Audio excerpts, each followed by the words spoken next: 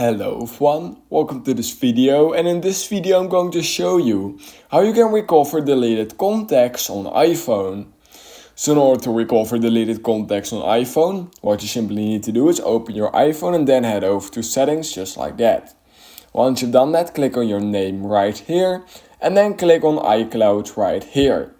Once you've done that, click on show all.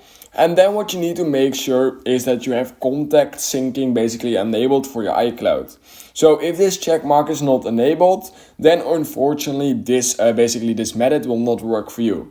If it however is enabled, then what you simply do is disable it, click on keep on my iPhone, then enable it and click on merge. And that should give back all of your contacts you have basically been deleted since you have enabled this.